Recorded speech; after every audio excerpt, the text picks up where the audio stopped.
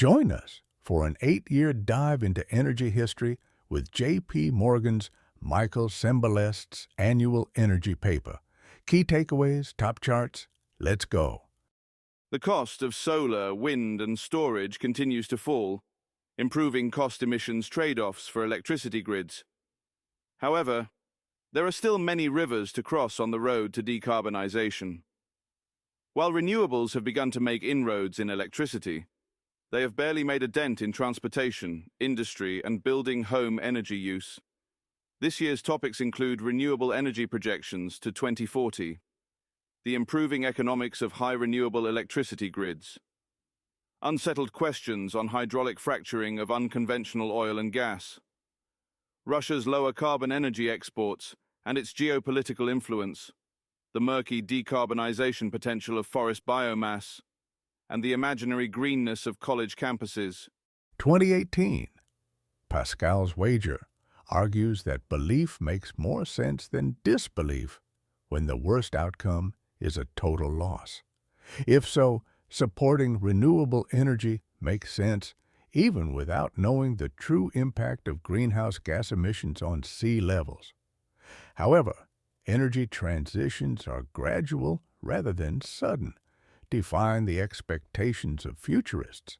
This year, we examined some timely examples why climate goals can't be reached by simply decarbonizing electricity with wind and solar power, why natural gas will still be the fuel of the 21st century, the wide range of electric vehicle forecasts after last decade's misfires, the high-voltage transmission bottleneck in the U.S., and how a group of academics thoroughly dismantled one peer's highly publicized and dreamlike vision of a renewable energy future. As a result, we also look at sea level rise, coastal exposures, and flood mitigation infrastructure, which might be needed just in case.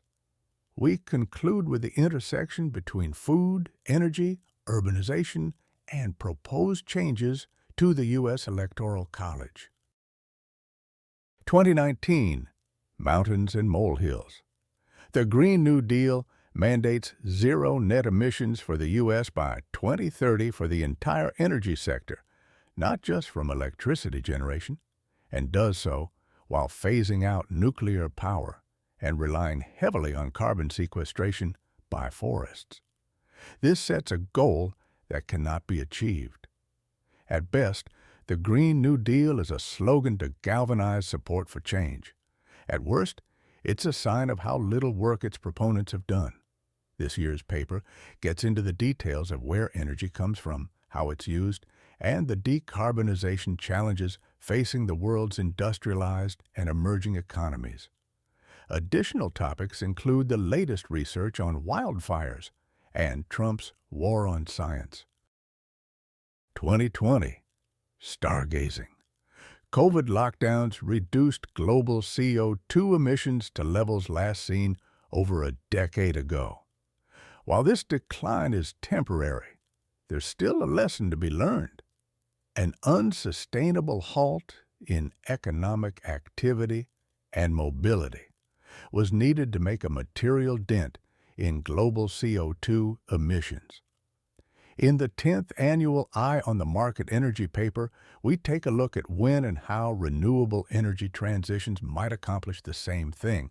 A lot of ideas flicker in the distance, but few are capable of being scaled and substantially commercialized in the foreseeable future.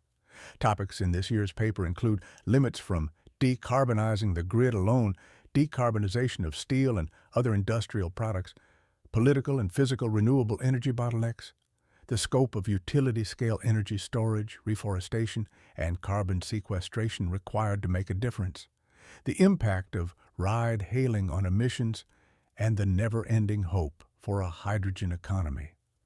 We also review the financial, political, and environmental risks to U.S. energy independence and whether a supply shock or a stranded asset risk is the primary reason for the lowest oil and gas valuations in 90 years. We conclude with an exhibit on Trump and the environment. 2021. Future shock. Absent decarbonization shock treatment, humans will be wedded to petroleum and other fossil fuels for longer than they would like. Wind and solar power reach new heights every year, but still represent just 5% of global primary energy consumption.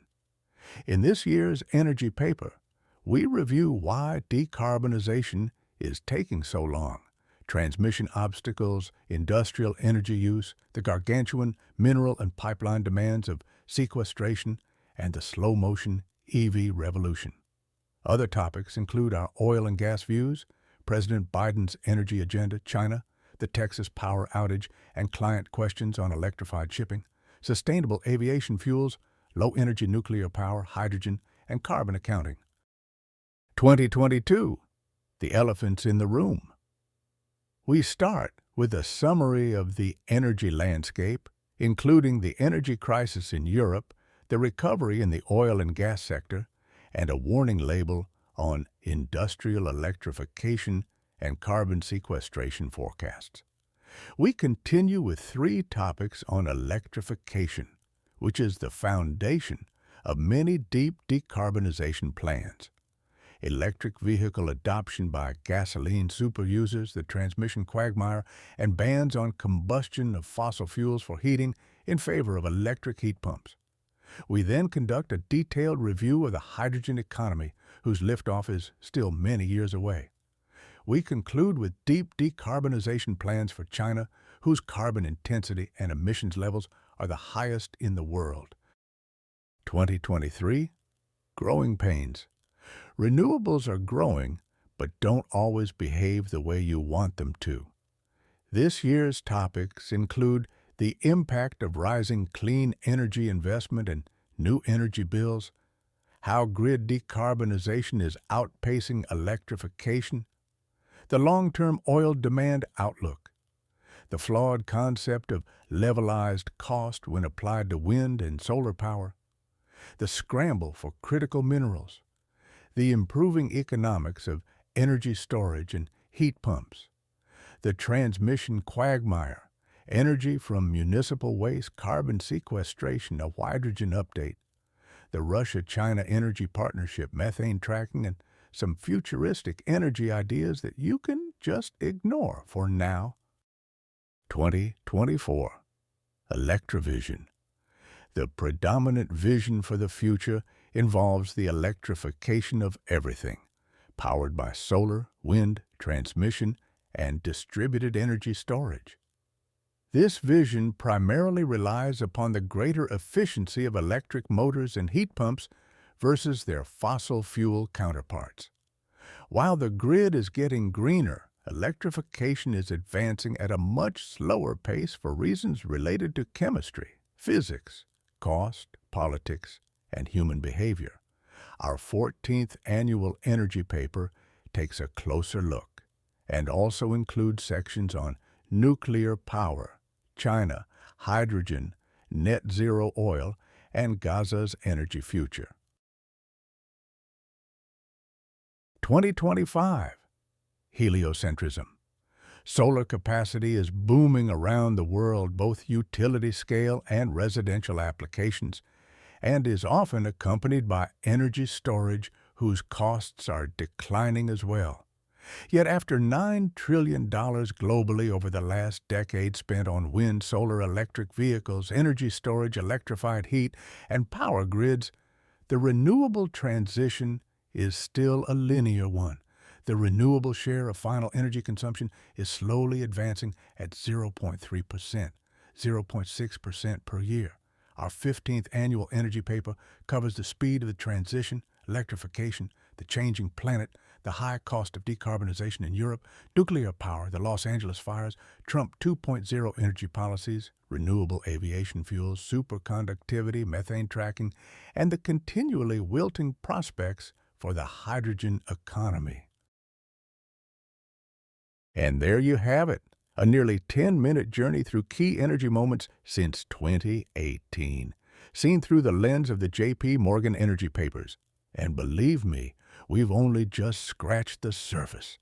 I highly recommend diving into these papers yourself. They're packed with valuable insights. Please subscribe to our channel and give us a follow on X.